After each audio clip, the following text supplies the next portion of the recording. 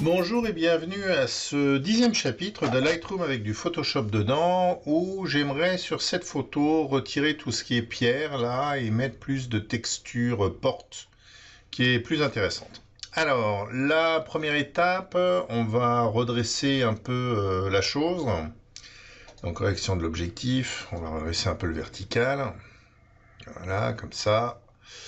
On va recadrer. Alors, je vais recadrer, je vais ouvrir le cadenas là parce que je préfère travailler sur des... Même si on va rajouter du bord après avec Photoshop, je préfère quand même travailler sur l'image un peu finale. Parce que là, si je fais un développement avec la pierre va être affectée et ça va me perturber dans le développement. Donc, je préfère faire quelque chose, recadrer sur quelque chose qui aura plus le look final. Alors une fois qu'on a cette photo, on va faire un petit traitement. Il y a de la matière, donc faut pas hésiter à la faire ressortir avec de la clarté. On peut exposer un peu plus, on peut rajouter du contraste, on peut baisser un peu les noirs pour que l'intérieur de la croix ici soit plus sale, pour que le haut aussi soit un peu plus sale. D'accord? Donc on peut faire toute une série de choses. Et alors il faut s'arrêter pour qu'on ait quand même un peu de texture visible. Là, elle est bien visible. C'est pas mal. On va dire que ça va être la base de mon développement. On verra après comment je règle les différentes petites choses. Alors, il y a la serrure ici qui me pose problème. Il y a ici une zone qui est peut-être un peu plus claire que j'aime pas trop. Je pourrais la régler ici sous Lightroom, mais comme je vais aller dans Photoshop, de toute façon, je vais aller le faire là-bas. Donc, je vais faire modifier dans Photoshop. Donc ma photo est arrivée dans Photoshop, CTRL plus pour zoomer, hein, et je veux m'occuper de la partie de la serrure ici. Donc là je vais prendre simplement un tampon, hein, puisque j'ai plein de textures. À côté, donc c'est pas la peine d'aller m'embêter à aller chercher d'autres choses. Voilà, on va faire ça assez rapidement. Voilà. Et voilà, on a effacé cette partie-là. Pour la partie qui est là-haut, on va zoomer un peu plus pour faire quelque chose de plus propre. Hein. Voilà. Et on va prendre, c'est pareil, on va prendre un tampon. On va simplement réduire sa taille, évidemment, puisque là, on va travailler plus précisément. On va changer la dureté aussi, parce que le bord, il faut qu'il soit un peu plus franc. Donc, on va aller... vous voyez, on remplace simplement... ici, la texture par autre chose, on change l'épaisseur pour que on puisse aller faire le petit coin là. Hein, c'est relativement invisible et on va faire la même chose en dessous en allant prendre le tampon ici en dessous. Voilà. Et on va simplement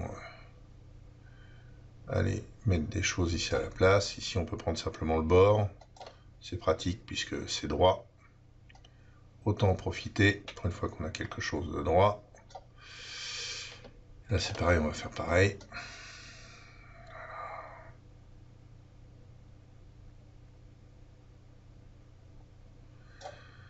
Et encore ici, là, voilà. Parce que ce orange là ressortait. Là, dans les feuilles, ça me gêne pas trop, mais là, ça faisait quand même un petit truc un peu orange, donc je préfère m'en occuper. Voilà, très bien. Allez, terminé. CTRL- pour revenir à un zoom standard. Donc maintenant, ce que je vais faire, c'est que je vais rajouter des bords ici. Donc c'est dans Images, taille de la zone de travail. Je vais rajouter, je ne sais pas, 1000 pixels. Ça devrait être bon. Ok, donc il me rajoute à droite et à gauche des pixels. Et ce que je vais faire, c'est que je vais simplement aller prendre ici la zone. Alors je vais mettre plus au bord de ce que je peux, ici, là. Là, vous faites un calque par copier, ça crée donc un nouveau calque. Et là, je vais faire édition, transformation. Je vais faire ici. Et là, je le déforme. Ok. Je vais faire exactement la même chose de l'autre côté ici. Je vais prendre la zone, comme ceci. Calque par copier. Édition, transformation, ici. Et je déforme. Et là, vous vous dites, super, c'est terminé, allez, on a fini. Alors, pas tout à fait, parce que si vous regardez un peu en détail, hein, vous voyez que là, j'ai bien une texture qui est nette, mais là, comme j'ai déformé, la texture elle est un peu floue. Alors, ce que je vais faire, c'est que je vais rajouter de la texture. Donc, on va aller sur Internet.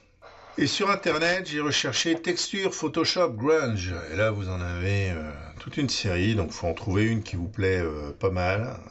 Celle-là me plaît bien. Ouais, c'est une texture qui me plaît pas mal, ça. Donc là, je vais faire copier l'image. Je vais retourner dans Photoshop. Alors, moi, j'exploite pas commercialement mes images, donc c'est juste pour l'exemple que je vous fais ça. Si vous exploitez ensuite commercialement les images, vérifiez quand même que cette texture ne soit pas protégée par une licence quelconque. Moi, dans mon cas, c'est juste pour m'amuser et pour vous montrer, donc je vais juste la copier et l'utiliser. Donc ici, je suis dans Photoshop et je vais simplement faire édition, coller l'image que je viens de prendre, qui est là. Très bien. Ok. Ici, je vais faire édition, transformation, je vais un peu la déformer. Quelque chose comme ça. Ok. Et là, si on regarde, même déformer un peu, celle-là, il y a quand même pas mal de détails dedans, hein, donc c'est pas mal comme truc. On a beaucoup de détails, ça me plaît bien. Et par contre, il me manque en bas. Ce que je vais faire, c'est que je vais simplement dupliquer ce calque-là. Je vais dupliquer le calque. Ok. Et ce nouveau calque qui est là, que je vais mettre en dessous, je vais simplement faire édition, transformation et symétrie, axe horizontal. Voilà. Donc ça casse un peu le truc. On va ici fusionner les calques et on va s'occuper des jonctions là. Donc on va faire ça avec l'outil pièce. Donc vous allez prendre simplement des zones qui sont là et on va essayer d'aller copier une zone un peu à côté. Voilà. Et donc vous voyez que ça casse comme ça les jointures. L'outil piège, je vous rappelle, ça remplace une texture par une autre. Alors il faut quand même que ça soit des choses qui soient assez proches, parce que si vous remplacez une texture qui est plutôt fine avec une texture très lourde, ça risque de se voir. Là par exemple, je suis embêté avec le rond là, alors je vais peut-être essayer de tout prendre comme ça, et je vais essayer d'aller trouver une zone vers là qui serait pas mal. Non. Là, vous voyez, il a flouté ici, ça me plaît pas. Alors, vous le voyez peut-être pas parce que vous avez peut-être pas, je dirais, ce qu'il faut au niveau de la vidéo. Mais donc, on va aller prendre cette zone-là, ici, là. Okay, voilà. Là, ça me plaît pas mal. On voit plus trop la jointure entre les deux. D'accord ? Alors, il y a une symétrie, hein, mais avec l'autre croix derrière, je pense que la symétrie, on la verra peut-être pas. On la verra peut-être pas. Alors éventuellement, vous pouvez casser la symétrie à nouveau avec l'outil pièce. Mais bon, comme ça, elle me va pas mal ma texture. Alors comment je vais l'appliquer sur les autres calques ? En fait, je vais simplement assombrir. C'est-à-dire que tout ce qui est plus sombre dans cette image va remplacer l'autre image.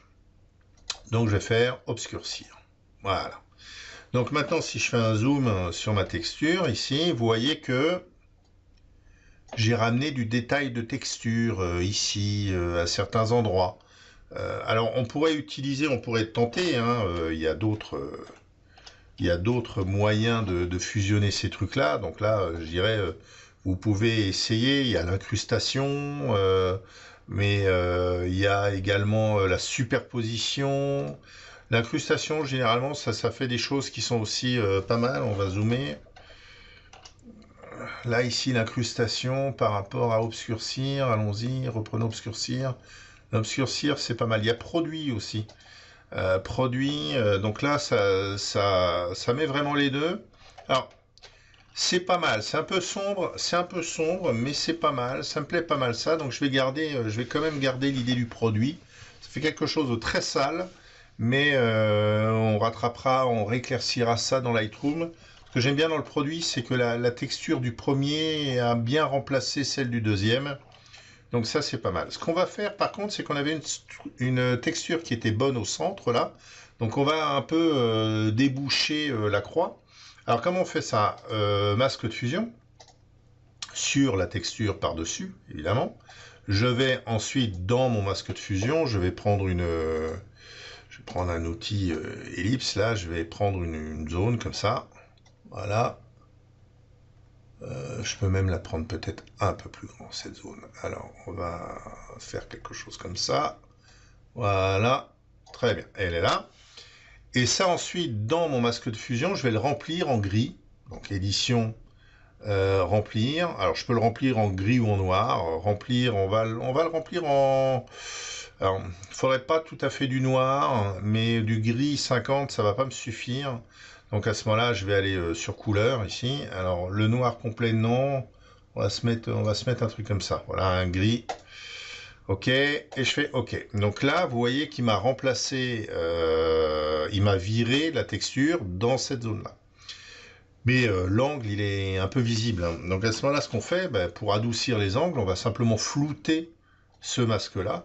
Et ça va évidemment flouter ici sur les bords. Donc là, on va faire édition, filtre, pardon. On va aller dans le flou gaussien.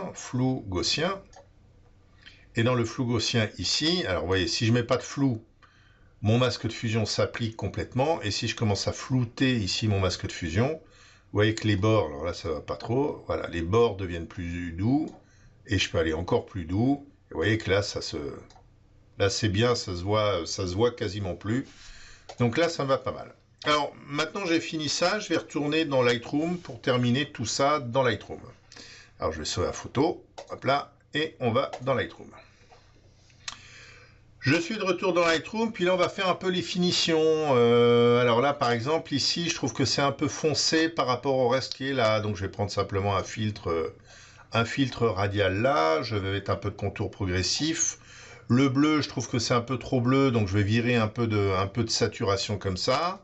Vous voyez, et là comme ça je le mets à ce niveau là pour que ça soit un peu moins sombre. D'accord, je peux ensuite au niveau de l'image générale retravailler un peu l'exposition pour que ça soit un peu plus clair. Et ce qu'on peut faire aussi, si on veut aller un peu plus loin ici, je vais faire ressortir un peu ces feuilles là. Donc je vais prendre de l'exposition, je vais mettre, il faudra que je vois, je réduis ma brosse et je vais simplement passer ici sur la feuille est dessiné. Voilà. Je vais descendre, il y en a d'autres en dessous là. Celle-là, hop. Et je la dessine pour la faire ressortir. Et je vais ici aussi la faire ressortir.